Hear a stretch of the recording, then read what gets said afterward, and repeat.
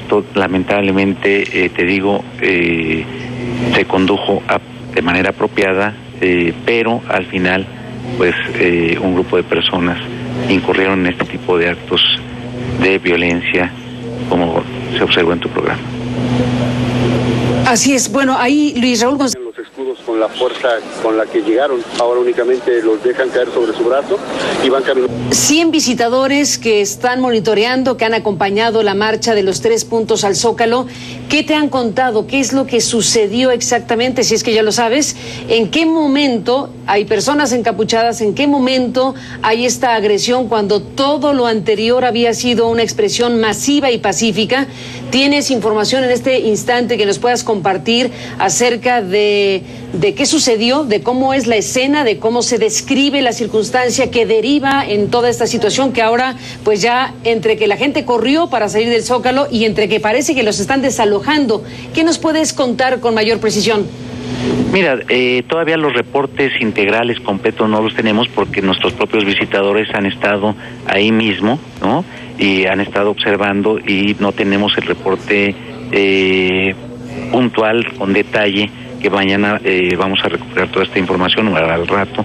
Se desplegaron varios de estos 100 visitadores juntos con los de la Comisión de Derechos Humanos del Distrito Federal, también a los puntos de detención, pero se salió, digamos, o la incursión de estas personas fue alrededor de las 9 de la noche aproximadamente, en donde la expresión que hicieron fue nuevamente de intentar ir sobre el Palacio Nacional, en donde se desplegó una barrera, primero del Estado Mayor Presidencial, segundo de la Policía Federal, y el primer punto de contención fue los granaderos de la Policía Capitalina.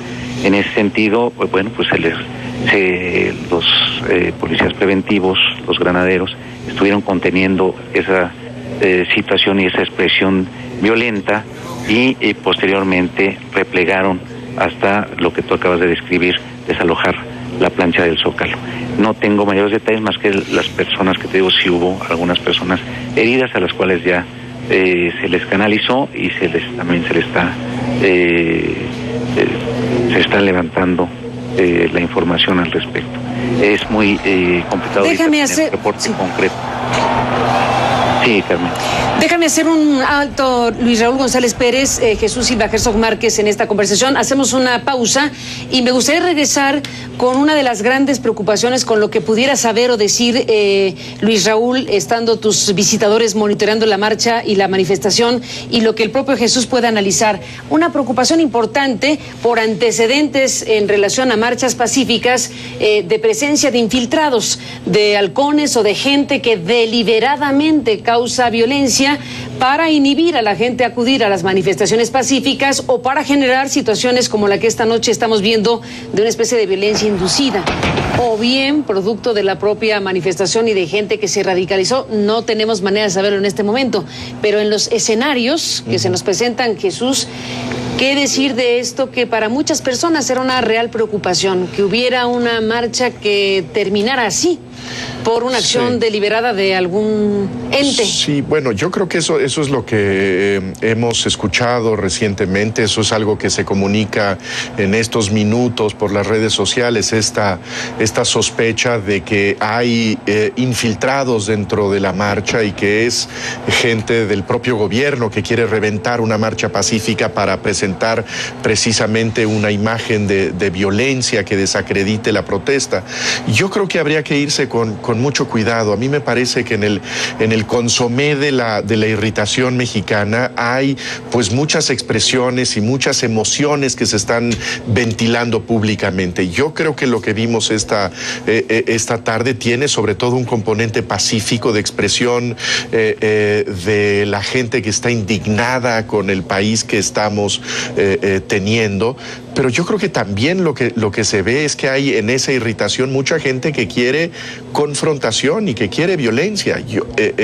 A mí me parece que sí tendría que haber una capacidad para distinguir estas cosas y desde el poder público una acción que proteja los derechos de terceros, que detenga a quienes están abusando de los derechos, pero que permite el ejercicio de los derechos de la ciudadanía. El hecho de ver en estos minutos que se desaloja la plancha del Zócalo por parte de los granaderos, pues me parece un espectáculo preocupante.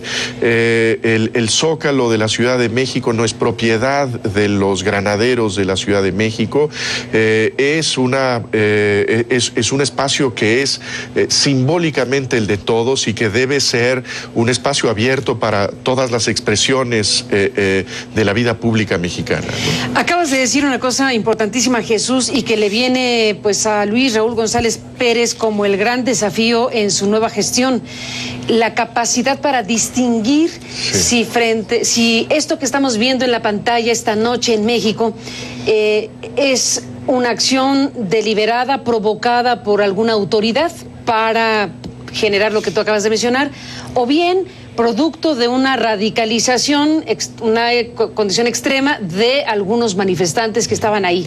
Esa capacidad para distinguir si es una cosa o la otra, Luis Raúl González Pérez como ombudsman, pues es clave en tu gestión. Va a ser el gran desafío en este momento para ti, para estrenarte como el nuevo presidente de la CNDH. ¿Qué me dices, Luis? Pues mira, las condiciones efectivamente en las que asumo esta responsabilidad son verdaderamente extraordinarias, complejas, de un gran reto. Hay una crispación social, realmente coincido con lo que decía Jesús Silva Gerson, la situación de indignación ha llevado precisamente a que la gente mande esta señal de que necesita haber un cambio, que se necesita retomar el Estado de Derecho, se necesita retomar la legalidad, el que se pueda vivir con tranquilidad y que los mexicanos nos identifiquemos frente a los otros iguales y devolver esa tranquilidad a las familias.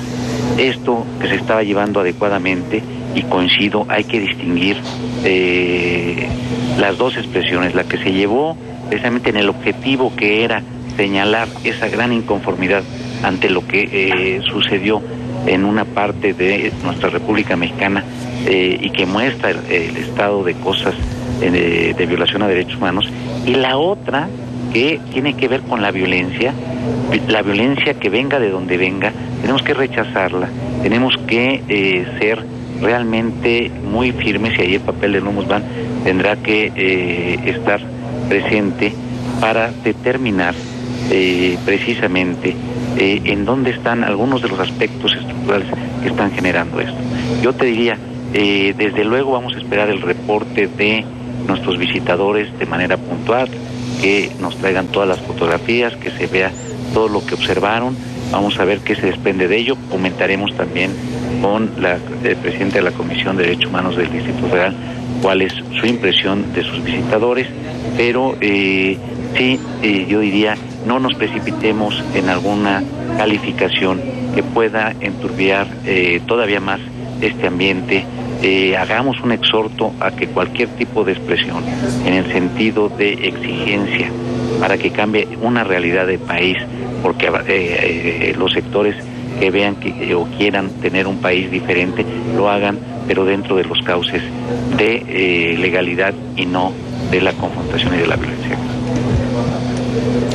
Luis Raúl González Pérez, te agradezco mucho que nos hayas tomado esta comunicación esta noche para, informar y platicar y hablar del tema de lo que está ocurriendo en México a raíz de esta manifestación en la capital del país y en lo que es la Jornada Nacional por Ayotzinapa. Estaremos en contacto para que conozcamos el informe que puedas dar a partir de lo que te reporten los visitadores que han acompañado esta manifestación. Gracias por estar aquí esta noche, Luis Raúl, y hasta la próxima. Buenas noches. Bueno, Jesús, se nos acabó el tiempo. Esta manifestación ejemplar hasta antes de que sucediera lo que vimos en la pantalla, ejemplar en términos de una manifestación pacífica que termina muy mal, muy mal. ¿qué nos dice de un contexto general de México, el México de este momento? Pues mira, a mí me parece que es ejemplar por los dos sentidos. A mí me parece que es un buen ejemplo del país, que por un lado está esta sociedad que está saliendo a la calle y decir, ya basta, no podemos permitir que nos maten, no podemos permitir vivir con miedo, no podemos vivir en esta atmósfera de corrupción. Y por el otro lado, un país con una tensión terrible, en donde creo que sí nos recuerda que estamos en el borde de un precipicio, que sí está la condición mexicana en una condición inflamable, realmente peligrosa, como yo creo que nunca habíamos vivido en mucho tiempo. En ese sentido, yo creo que lo que sucedió en estas horas sí es un buen retrato de las tensiones mexicanas e incluso también un poquito de la esperanza de México, el hecho de que la gente está saliendo a la calle y diciendo ya estuvo, ¿no? Una de las imágenes que se vio y se está difundiendo es la de la efigie de Enrique Peña Nieto incendiado en medio Zócalo como parte de la propia manifestación. ¿Qué te dice eso para cerrar? Bueno, yo creo que la furia se está concentrando en el presidente de la República, a quien creo que no hemos visto con la sensibilidad para darse cuenta del tamaño de crisis histórica que le tocó lidiar. Lo hemos visto como un presidente que no tuvo capacidad para atender de inmediato la emergencia de Iguala, que no tuvo una sensibilidad personal, la empatía inmediata con las familias, y que en el caso del escándalo reciente del conflicto de interés con la casa propiedad de su esposa, pues no ha tenido una respuesta convincente frente... ¿Propiedad del contratista? Propiedad del contratista que ha usado él y su familia. No ha atendido el llamado a dar cuentas sobre el conflicto de interés. En ese sentido, yo creo que hay muchas razones para dirigir la furia contra el presidente de la República, y creo que el llamado a tomar la crisis en serio.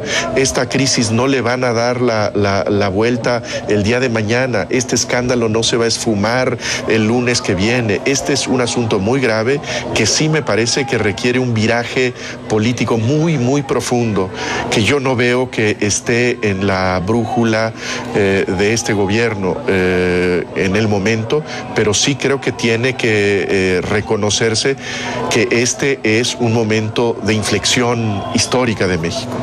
Pues con eso cerramos este programa y habremos de seguir conversando, si me lo permites, Jesús. Yo encantado. Gracias y hasta la próxima. Carmen. Y gracias a usted que nos permitió estar en este programa. CNN seguirá transmitiendo, por supuesto, las imágenes del Zócalo capitalino en México. CNN estará permanentemente cubriendo esta información y estaremos con usted pues en los enlaces correspondientes. Gracias por estar aquí en este programa y hasta la próxima. Buenas noches.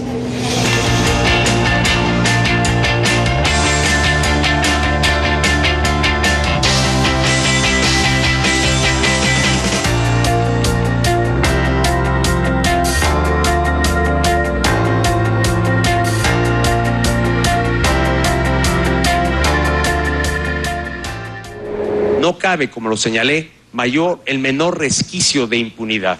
Tenemos que ir a profundidad y tope donde tope, llegar a los responsables. Cristian Alfonso Rodríguez. Eso es lo que buscan familiares de las víctimas y los estudiantes de la Normal de Ayotzinapa, quienes lamentan que no haya indicios sobre los desaparecidos. José Eduardo. Hasta el momento no tenemos datos ni indicios pues de que esta búsqueda se esté realizando. Pareciera que el gobierno federal y estatal y los diferentes partidos políticos están sacando provecho de esta situación y unos a otros se echan la responsabilidad. Por lo que hace al alcalde... El procurador de Guerrero, Iñaki Blanco, dijo este jueves que se ha pedido el desafuero y revocación de mandato en contra del alcalde de Iguala, José Luis Abarca, en paradero desconocido. Y está en condición de responder a los señalamientos existentes de su contra como probable responsable en la comisión de diversos ilícitos, entre otros, homicidio, lesiones y desaparición forzada. De igual forma, se confirmó que hasta el momento hay 34 detenidos presuntamente involucrados en los hechos.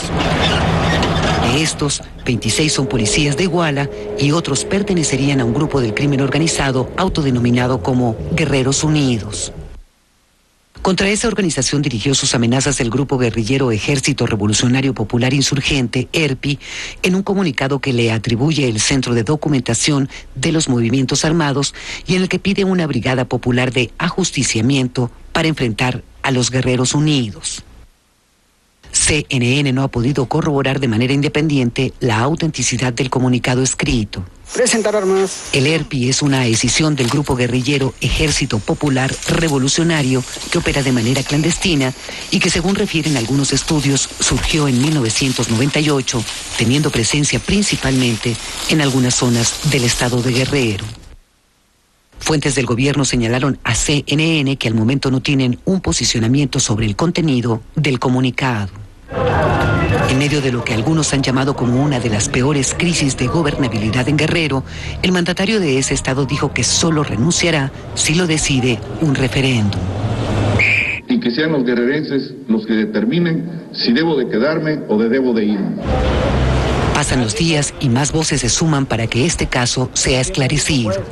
Mientras se espera saber los resultados de ADN de los cuerpos encontrados en distintas fosas cercanas al lugar de las desapariciones de los estudiantes. En Morelos detuvieron a Salomón Pineda Villa, cuñado del alcalde prófugo de Iguala, José Luis Abarca. Esta persona estaba en compañía de dos sujetos que lograron escapar. Uno de ellos, apodado El Choqui, al que se identifica como líder del grupo de los Guerreros Unidos vinculado con la desaparición de los 43 estudiantes en Iguala. El Choqui logró escapar. Los sucesos de Iguala han lastimado a la sociedad, a las familias, a todos aquellos que quieren vivir en paz y en orden en un país de leyes y de instituciones, pero también, y de manera muy importante, ha lastimado al gobierno de la República, ya que ha tendido una cortina de crispación y de descontento social que dificulta el reconocimiento de los logros alcanzados. Nuestro deber es tener a este país en paz, en tranquilidad, para que entonces se puedan instrumentar las reformas y entonces pensemos en el corto, mediano y largo plazo en un mejor país para todos. Para nosotros no hay Navidad, no va a haber Navidad ni Año Nuevo, porque nos faltan en mi casa, falta uno. Y aquí en la escuela faltan 43. Y por eso nosotros no va a haber Navidad mientras que no aparezcan. Es Estanislao, el padre de Miguel Ángel Mendoza, uno de los estudiantes de la Normal de Ayotzinapa, que desapareció, según ha señalado la Fiscalía General, junto con otros 42, a manos de policías municipales y sicarios del grupo criminal Guerreros Unidos, el 26 de septiembre en Iguala, Guerrero. Recuerda que apenas hace un año, Miguel Ángel compartió con su familia las Navidades haciendo lo que le gustaba. A él le gustaba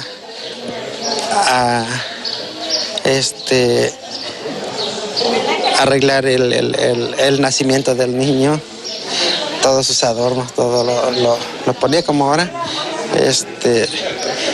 adornaba la fachada de la casa y hacía otras cosas pues para Navidad.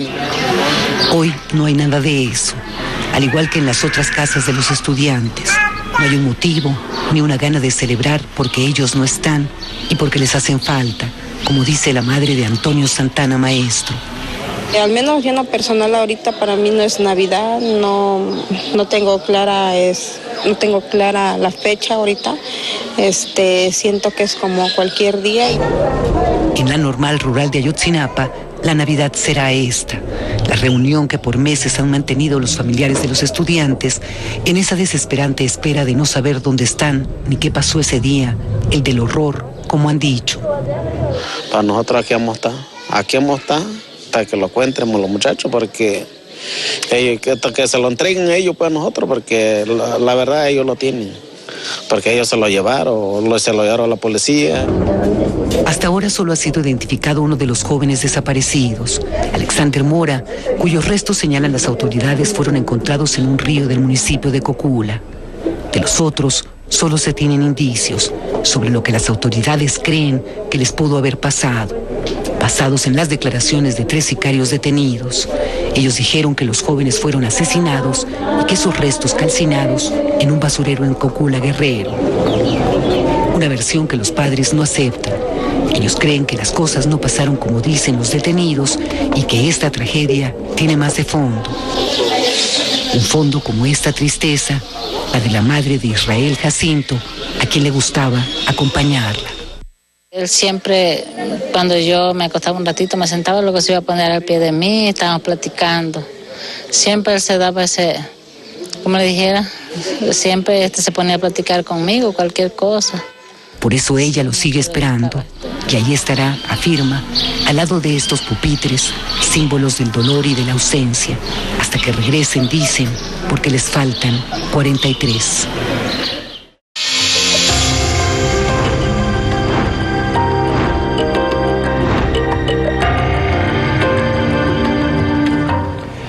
Comenzamos. Miles de personas marcharon de manera pacífica en el puerto de Acapulco, en Guerrero, para protestar por la desaparición hace 3 semanas de 43 jóvenes estudiantes de la Escuela Normal de Isidro Burgos de Ayotzinapa. Un hecho que ha causado conmoción en todo el país y ha desatado presiones a las autoridades, incluso a nivel internacional. Aluskaya Liz con el informe desde Acapulco. Como parte de las actividades de protesta, este viernes se llevó a cabo una movilización en el puerto de Acapulco encabezada por familiares de los 43 estudiantes de la Normal de Ayotzinapa, desaparecidos el 26 de septiembre luego de los hechos de violencia registrados en Iguala, donde estudiantes de esa Normal fueron atacados por policías de esa ciudad en coordinación con miembros del crimen organizado, los Guerreros Unidos, según refirió la Fiscalía Estatal. En el ataque murieron 6 personas. Los manifestantes dicen que lo que buscan con estas movilizaciones es agilizar la búsqueda de los estudiantes desaparecidos. Los manifestantes recorrieron algunas de las principales vialidades de este turístico puerto sin que se detectara la presencia de elementos de la policía. A su paso, algunos pobladores ofrecían agua y fruta a quienes participaban en esta protesta. Y lejos de ahí, pero muy cerca del aeropuerto de Acapulco, otros se mantenían al pendiente. Era un numeroso grupo de choferes del transporte público que dijeron estar ahí para evitar cualquier tipo de bloqueos por parte de los normalistas. Algunos bautizaron a esta actividad como la contramarcha. Sin embargo, aunque los augurios no eran los mejores, ya que según las propias autoridades estatales se temían varios incidentes, la manifestación concluyó aquí en el Centro de Convenciones de Acapulco sin novedades. Los relatos que contaron algunos de los detenidos que según las autoridades están vinculados con la desaparición de los 43 jóvenes de la Normal de Ayotzinapa son escalofriantes. Ya había muertos, ya tenemos aproximadamente 15 muertos. Forman parte de nuevas investigaciones de un caso que ha estremecido al país. 33 días. En una conferencia de prensa este viernes, el fiscal federal Jesús Murillo Caram señaló que los delincuentes, que presuntamente pertenecen a la banda criminal Guerreros Unidos, confesaron haber recibido a un grupo de personas que supuestamente habían sido detenidas por policías municipales de Iguala por órdenes del exalcalde de esa localidad, José Luis Abarca, que actualmente está preso y señalado junto con su esposa como autores intelectuales del ataque y agresión a los normalistas la noche del 26 de septiembre, en la que murieron 6 personas. Los detenidos señalan que tomaron la carretera con dirección a Cocula, para posteriormente dirigirse al basurero de ese municipio. Declaran también que los subieron a un vehículo con capacidad de carga de 3.5 toneladas y a otra camioneta de carga menor. En esos vehículos los condujeron al basurero señalado, que es un barranco oculto a la vista, y que para entrar a él se tiene que abrir una reja que limite el acceso al público o al predio.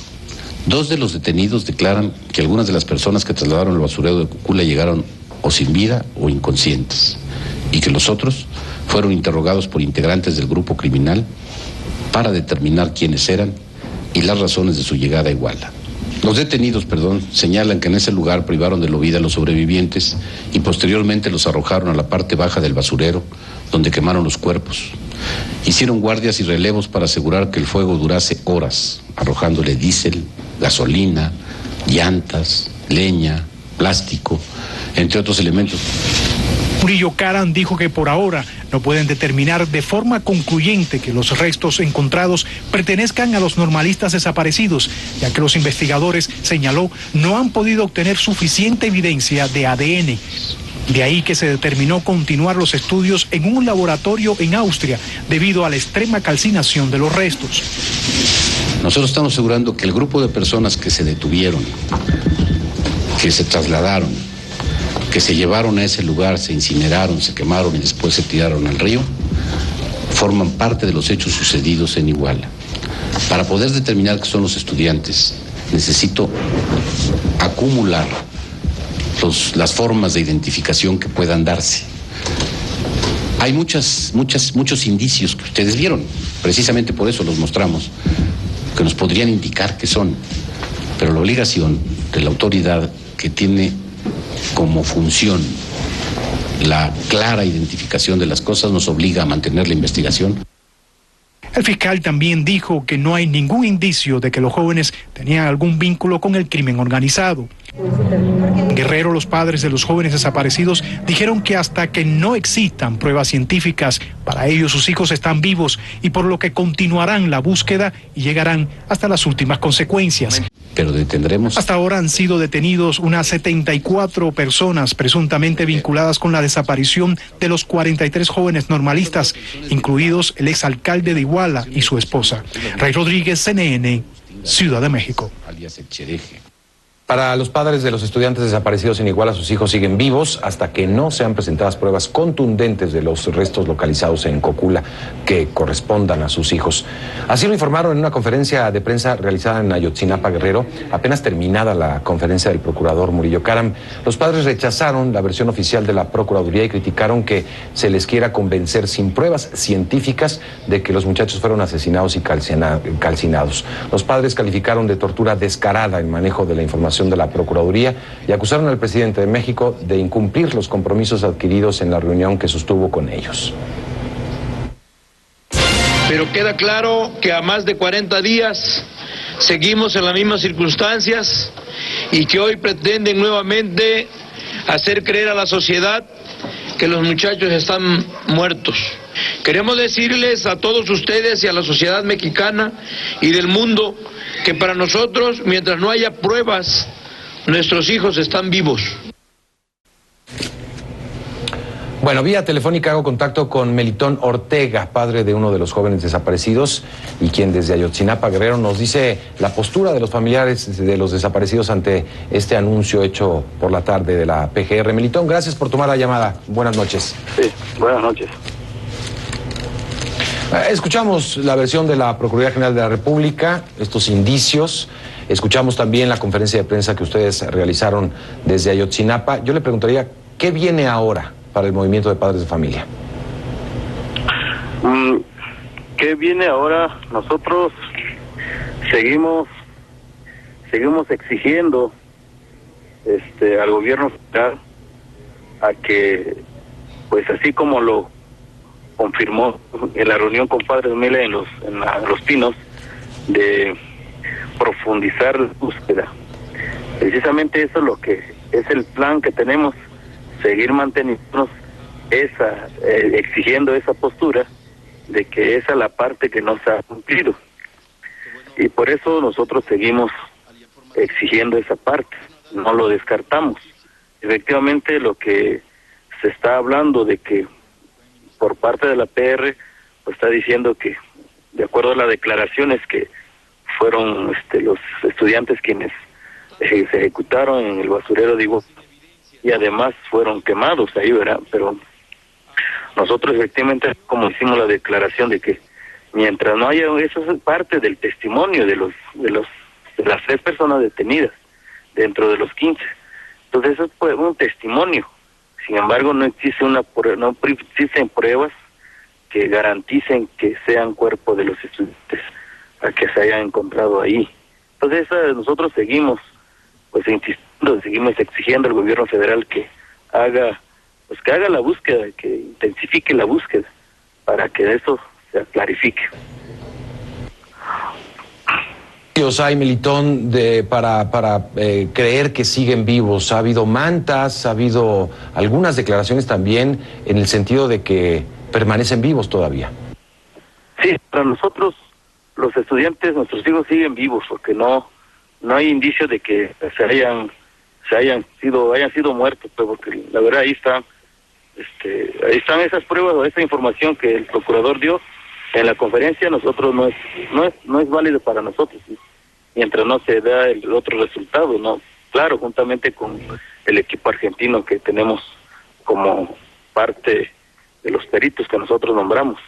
Y por lo tanto, bueno, el ánimo de los padres de familia, nosotros seguimos igual aquí, permanente, exigiendo que esto se esclarezcan hasta las últimas. Efectivamente, así lo dijimos, nosotros estamos hasta las últimas consecuencias, pero y esa es la postura de los padres de familia. Por parte de la organización en la parte política, en la parte de activismo, hay una marcha anunciada.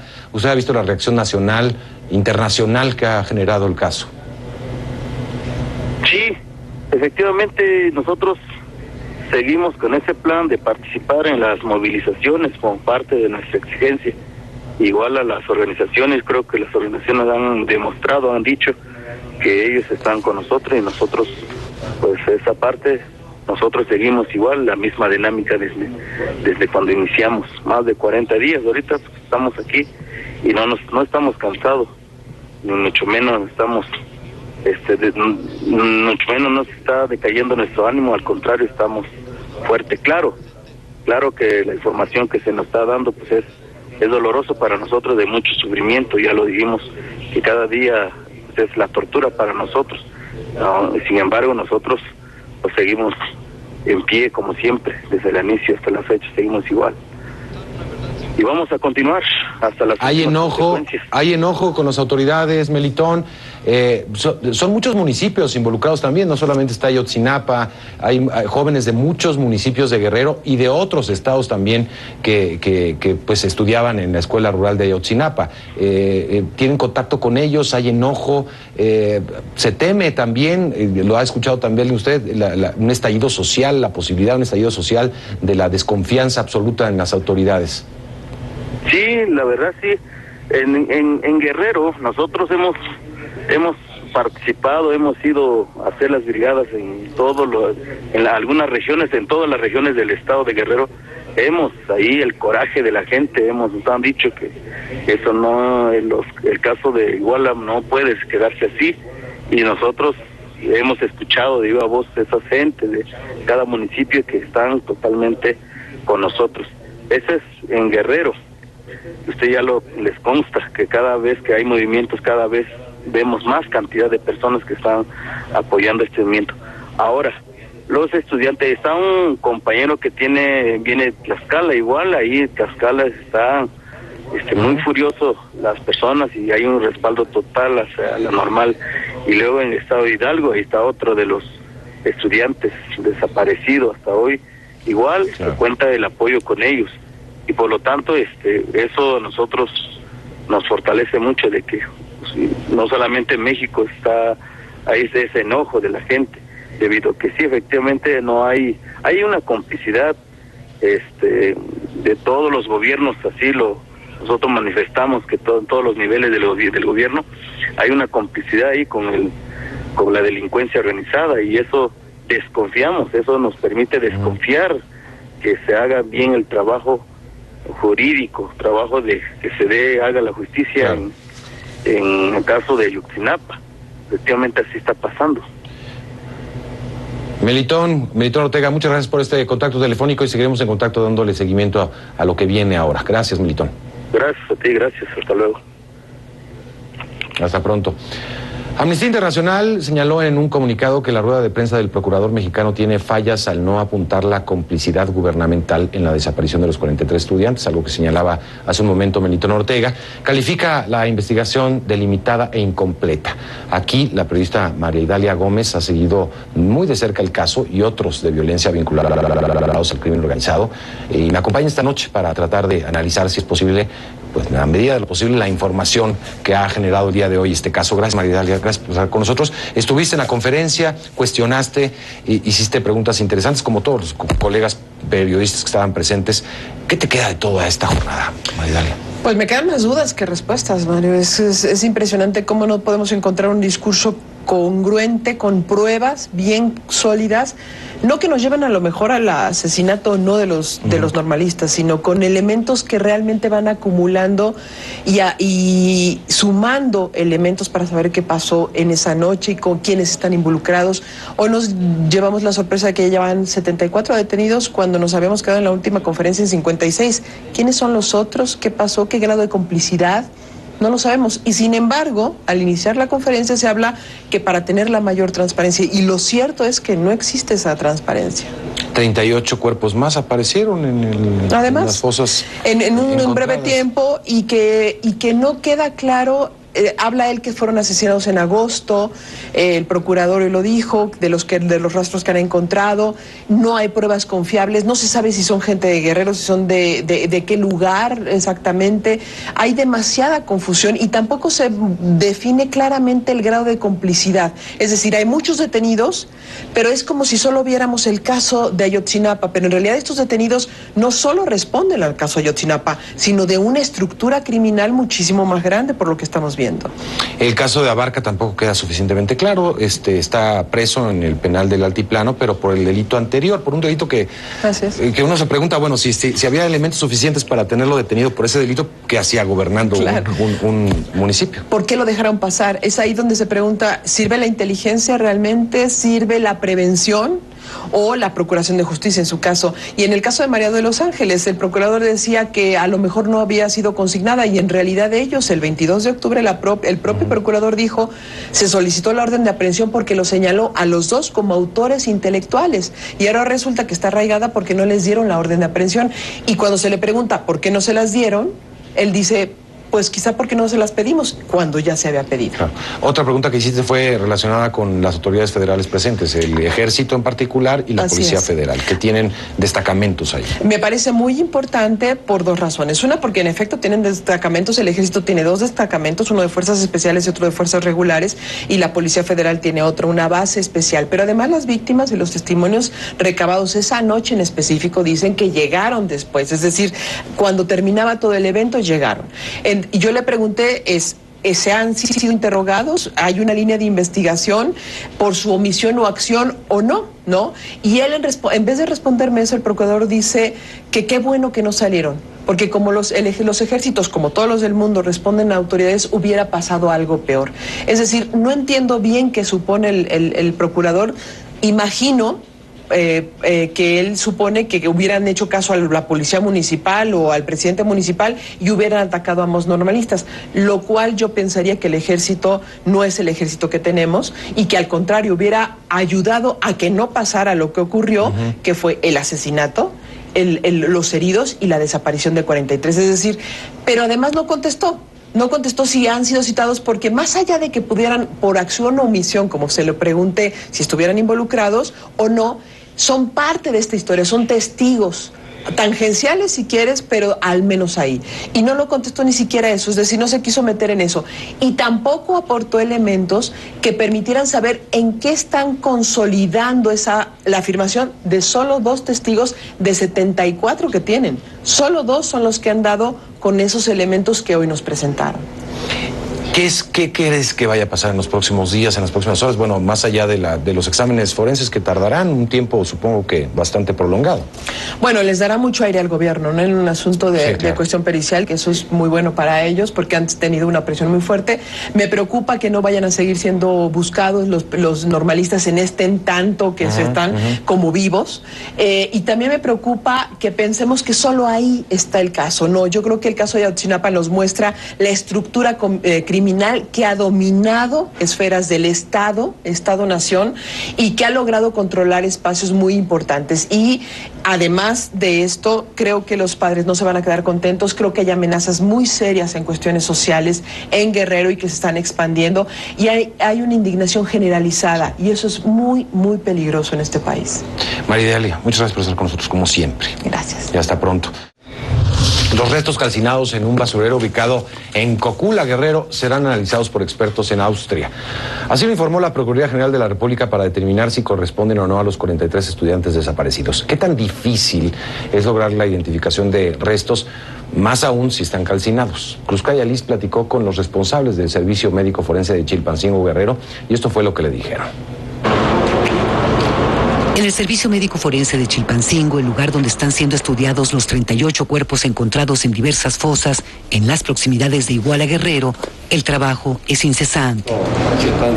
Especialistas de la Procuraduría General de la República, junto con un equipo de forenses argentinos, intentan determinar su identidad, quiénes son y cuáles fueron las posibles causas de su muerte. Un trabajo que puede llevar poco o mucho tiempo. Para una investigación de este tipo de situaciones, de cuerpos en calidad de desconocidos, interviene el perito médico forense, pero interviene el perito en criminalística, interviene el antropólogo forense, el odontólogo forense, el perito en genética. Todas las investigaciones deben tener alta sustentabilidad actualmente. Así lo marca la ley. Pero ¿qué pasa cuando los restos encontrados están calcinados en fragmentos muy pequeños?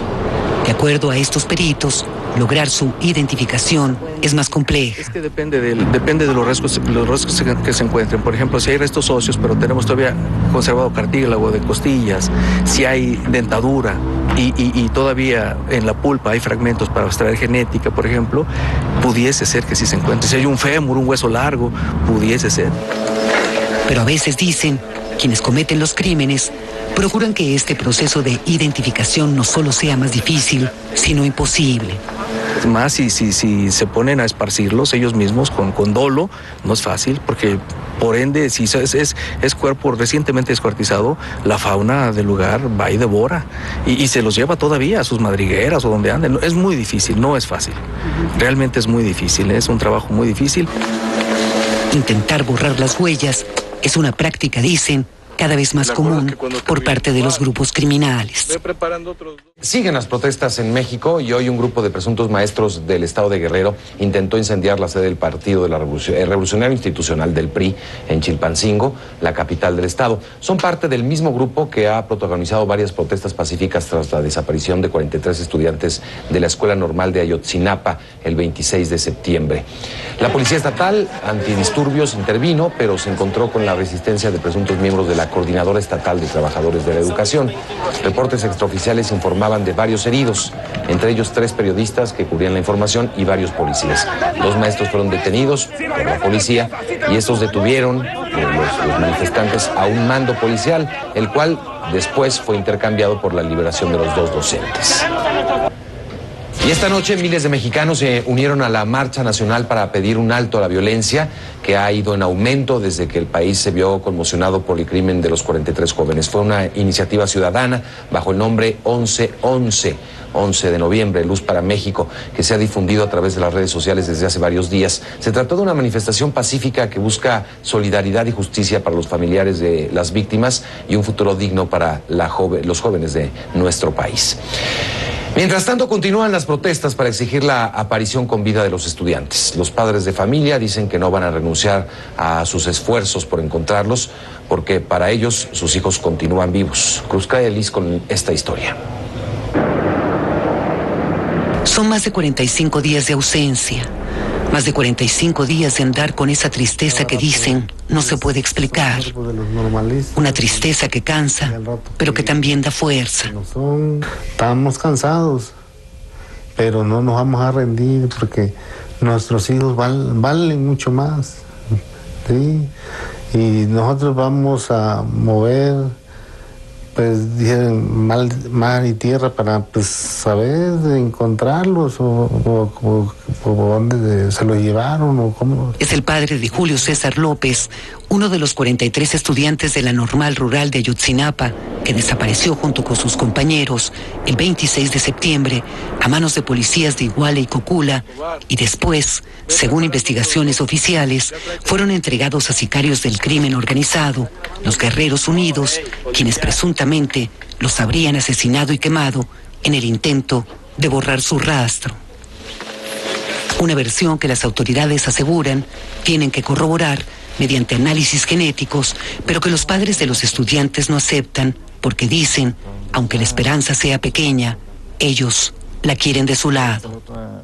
Aunque sea una mínima de posibilidades que estén vivos, esa mínima lo vamos a ocupar y lo vamos a encontrar, porque nuestro corazón de padre nos dice que están vivos. Y por eso aseguran, han salido a las calles y han pedido que sus hijos aparezcan como se los llevaron, vivos. Aunque a veces la protesta suba de tono, reconocen y se generen actos de violencia. Es el gobierno, cuando hacemos las marchas, que no violentemos y yo me pregunto, ¿y entonces qué cosa hizo él? Eso no fue violencia lo que ellos hicieron.